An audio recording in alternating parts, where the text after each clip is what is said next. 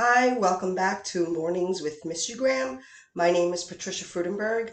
I am founder and CEO of Miss Graham, and our show is called Mornings with Miss Graham because if you were lucky enough to wake up this morning, it's a good day. And we are here as a community to get through the hard times, especially when you're missing somebody that passed away. Welcome back if you've been joining our series, and welcome if you're a new viewer. Please let us know in the comments where you're watching from.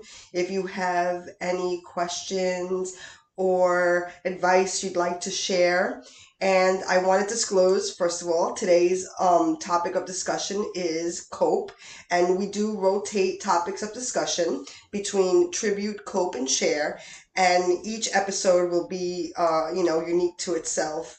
I do like to prepare for the show, but I also like to do it very improv because I feel like the message gets out a little better when it comes straight from the heart.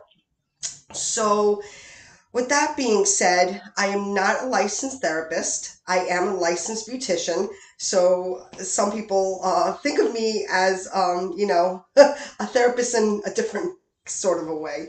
I don't have any medical license, but I do have life experience. And like I've said in my previous shows, I do people's hair when they are going through these hard times. Sometimes they're on the way to a memorial, sometimes they're on the way to a funeral, and it's a hard thing to get through. And with those conversations, I realized that when you are dealing with a loss head on, especially when it's somebody close to you, it's hard to cope.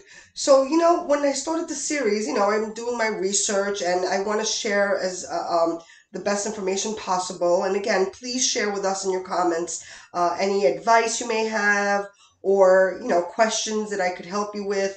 I love to be able to provide any resources that I come upon, and I welcome also the same. So I looked up on, in Wikipedia and good old Google, and I wanted to know the meaning of cope because it's very loosely used.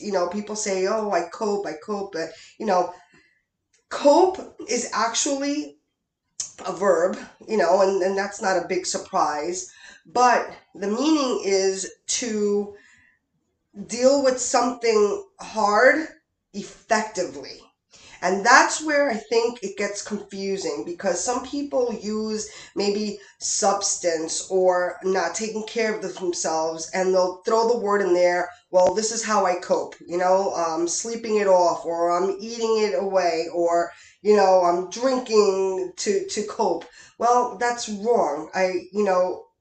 There's other words for that, first of all, it's self-destruction because if you are coping, again, it's to do something effectively when you're dealing with a challenge. So if something is not effective, then you're not coping. Like I said, you're doing something else. And I'm not a licensed therapist, but I did look this up, and you could do it yourself too. And I am sharing the good word that cope is to do something effectively when you're dealing with a hard time. So then I was, reading a book, and I came across the word contemplation. And, I found it very interesting because that word, contemplation, you would think is a verb. It's actually considered a noun because it's an event. So, you know what? Use contemplation properly so you can cope effectively the way you're supposed to. Coping, like I said, is effectively dealing with a problem, and contemplation is the act of looking at it, observing it. Even though it's an act, it's considered a noun, and it's very interesting. So again, our show is named Mornings with Miss Graham. Although we're not putting this in the morning, even though other places in the world. I'm from New York. We're in New York taping. There might be other places in the world that is earlier in the day. But the point of the subtitle is um, a new spin on mourning. Because when you have a loss, just think like the first thing in the morning, it all comes back. It all comes back, especially if it's a fresh loss or an anniversary or a holiday. You know, the holidays are coming now, and if you have somebody that passed away, especially these hard times with COVID, so much loss is going on in the world, and people are waking up, and that's the spot of the day. That's the point of the day that will be the best time for contemplation so you can cope. And that's the time that will determine how the rest of the day plays out.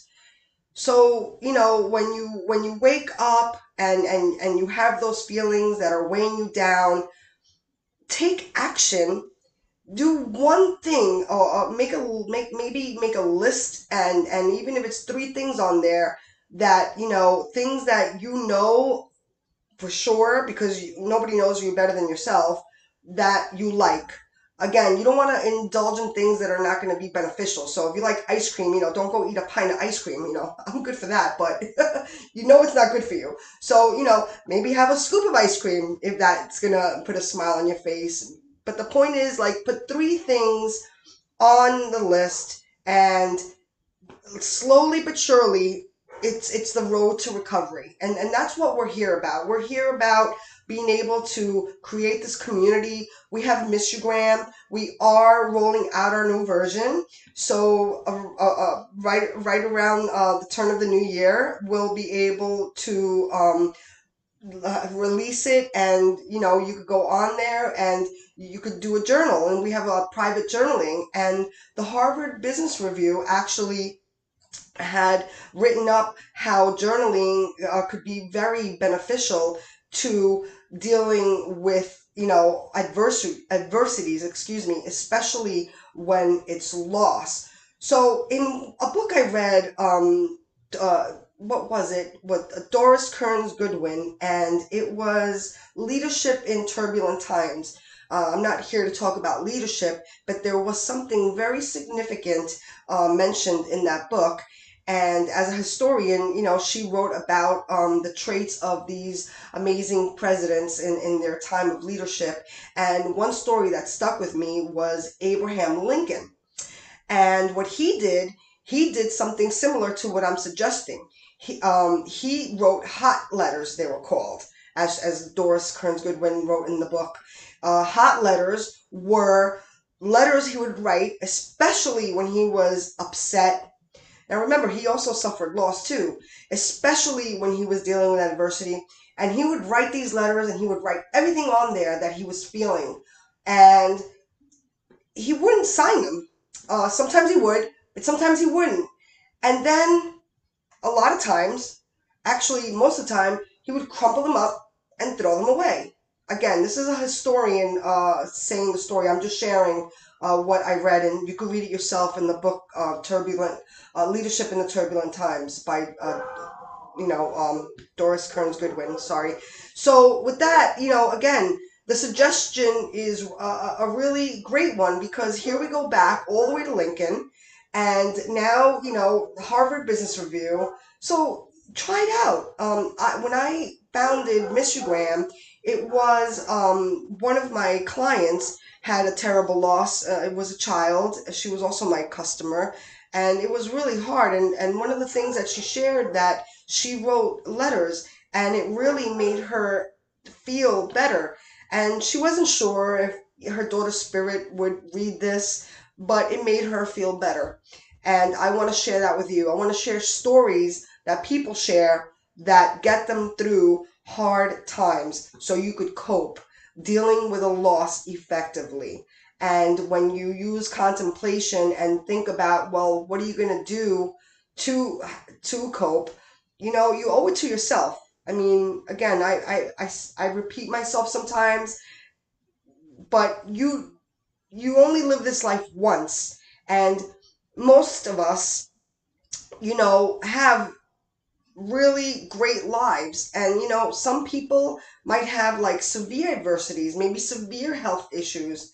But the point is, it's a life experience. It's the mysteries of life.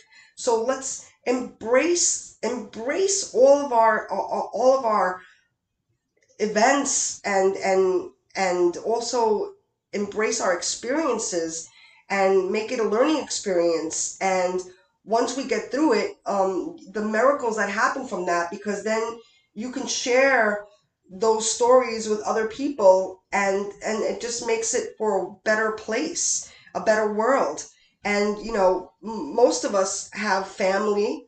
There are some people that don't have family, and I feel for them. But you know what? That's also a learning experience in itself. I've heard stories of people that don't have family, and it's very admirable because they're able to go on and share their dharma with the world, which is unique to everybody. Everybody has something to offer the world, and when you're dealing with a loss, it kind of it's a setback, and that's natural. I'm not here to say, oh, somebody passes away, just get over it. No, it's not that easy. It's not that easy, but your loved one, I assure you, would not want to see you down in the dumps. Your loved one, I'm sure, would want you to carry on as best as you can. Even if, again, nobody knows, it's the mysteries of life, but let's just say, like, there is no spirit world. Let's just say that, okay? Still, while they were living, do you think that they would want you to just stop living? No, of course they want you to recognize their loss, and you can't be happy about somebody passing away. That's just not natural, or it's weird. But you do have a choice to make your day better. You could also put on some music. You could also just open the door and take a breath of fresh air. We take breathing for granted. I've said this in other episodes too, but breathing, it's such an easy thing. We do it naturally. We can't live without it. But we don't use it for our best interest. A lot of times we take it for granted. And when you wake up, maybe you should contemplate, the first few minutes, just take deep belly breaths. And when you put the tongue to the roof of your mouth, it triggers alpha waves, which makes better rational decision making. And that also helps in contemplation on how you're going to cope for the day. And, again, taking care of yourself, pushing yourself. It's a choice, okay? It's easy to just take the easy road and not get out of bed. It's easy to feel sorry for yourself. That's the easy card. Don't use the easy card because it gets you nowhere real fast. Use the difficult card. The difficult card brings glory into your life. Trust me, I know.